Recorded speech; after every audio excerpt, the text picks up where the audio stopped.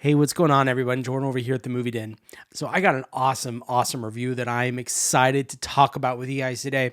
Of course, what we're going to be talking about is the newest release from Arrow Video, Demolition Man. So if you guys enjoy these kind of videos where I talk about, break down, review these different releases that come out, make sure you go down below and hit that subscribe button, hit that like button, and of course, hit that bell notification. Let's go ahead and talk about it.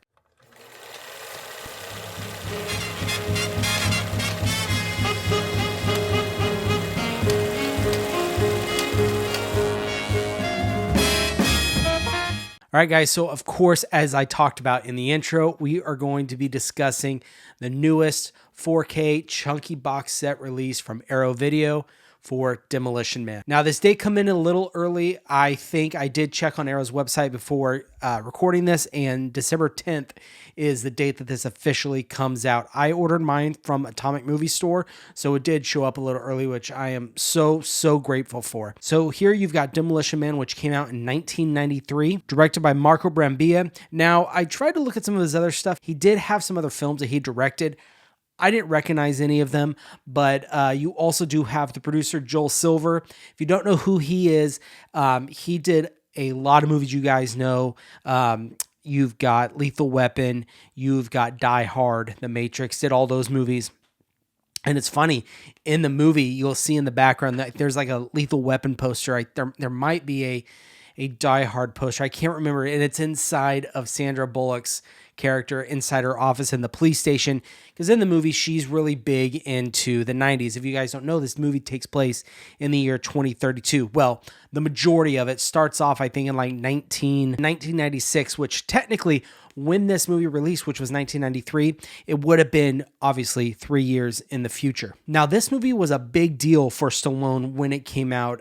This is kind of his, I guess you can call his resurgence to basically being at the top of his game, because, you know, obviously before he had his Rambo, Rocky, and those were doing excellent. You know, he was like the box office hit at the time. And as you guys know, he was always competing stardom wise and I guess professional wise with his movies and stuff with Arnold Schwarzenegger.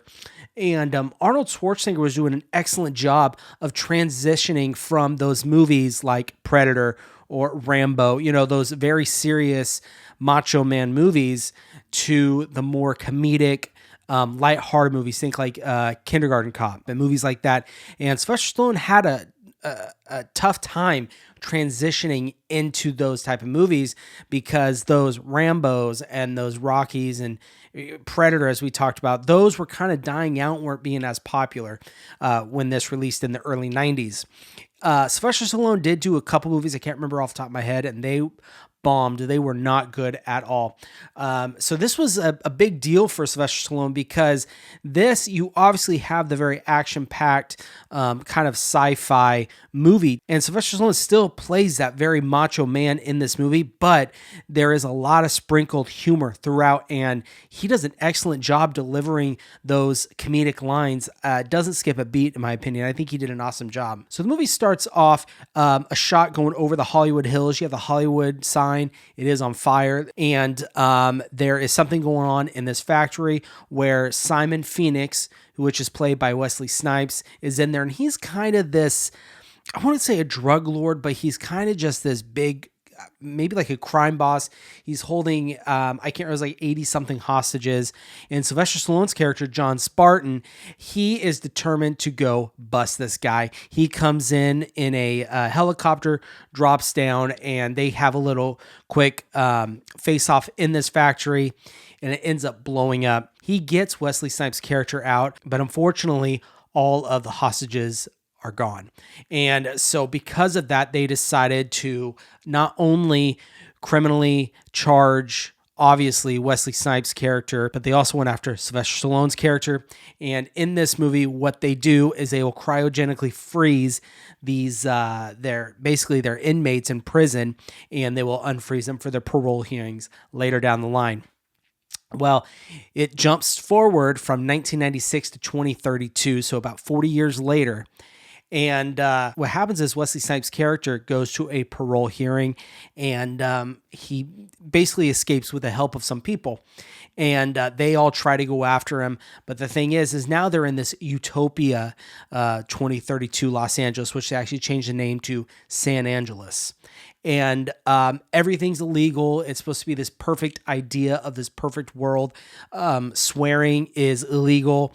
It even talks about even down to like salt is illegal because it's bad for your health. I mean, it's kind of like that. The police officers, they aren't trained to take care of any kind of situation, and they rely on technology really to do any of the jobs that normal police work would need to be done.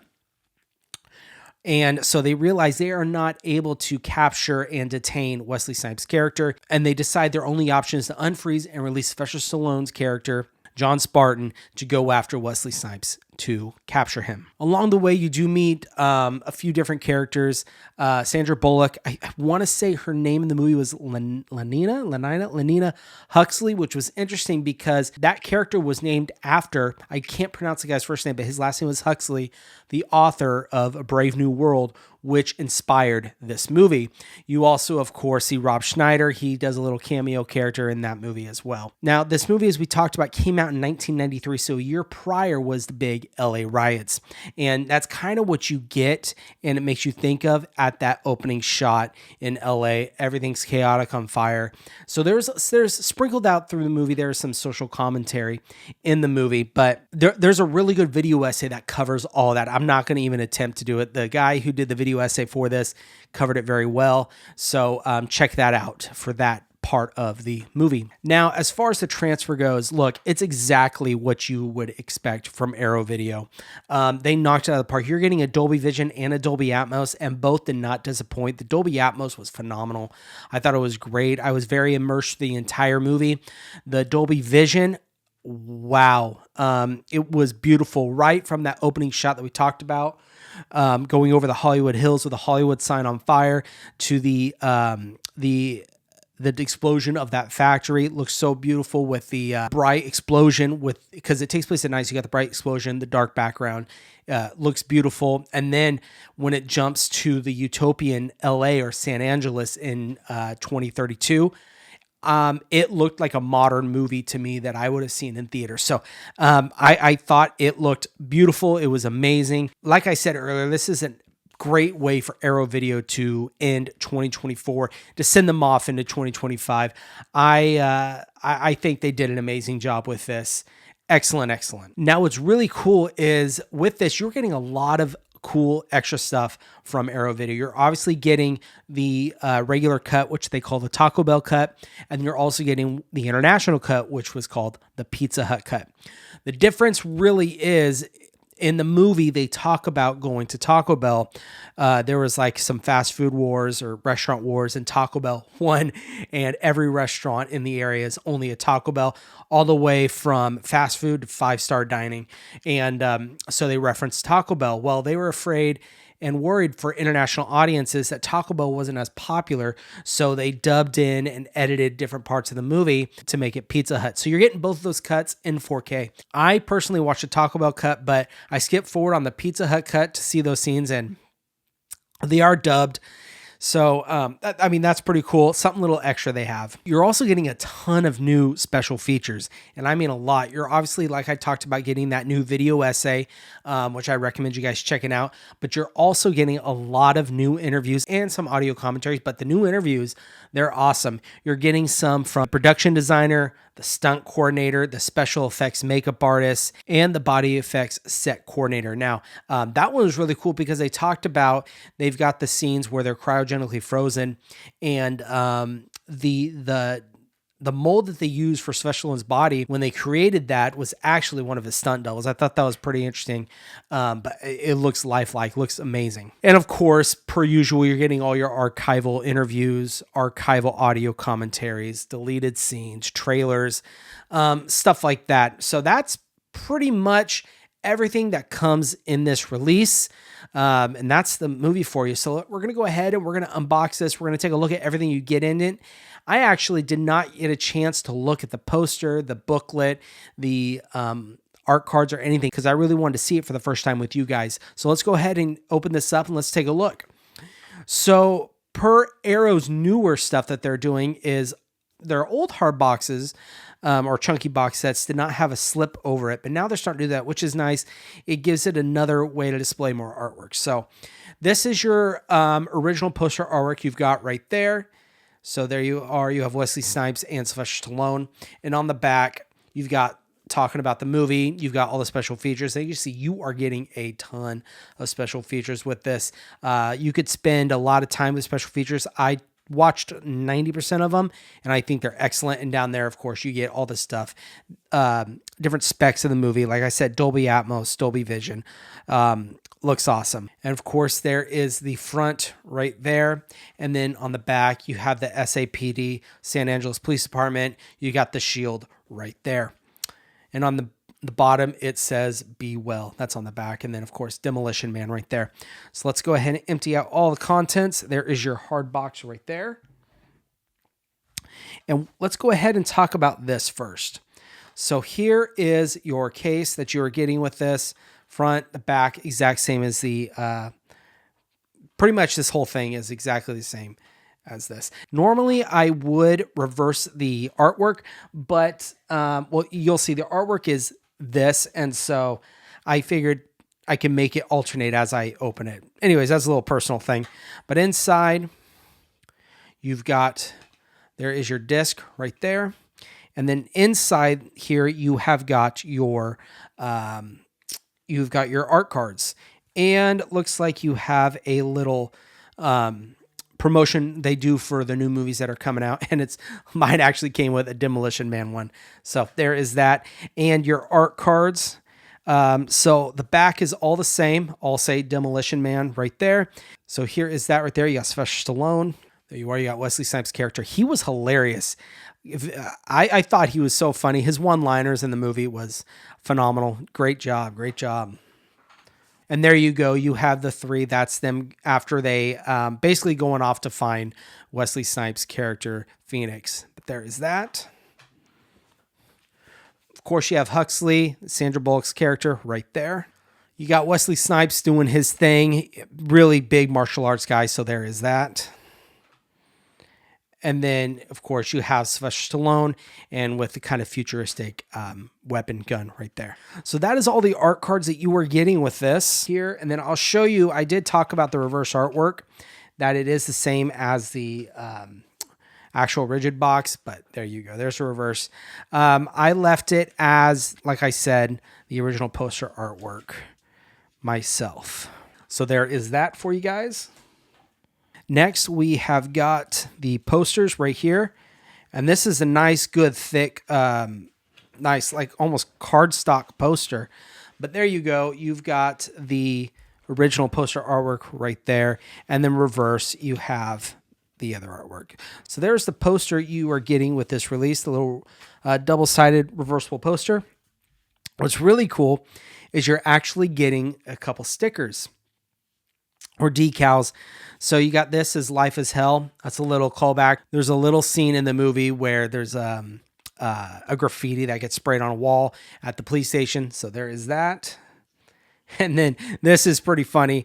Talks about, there's a scene where he can't figure out because they don't have toilet paper.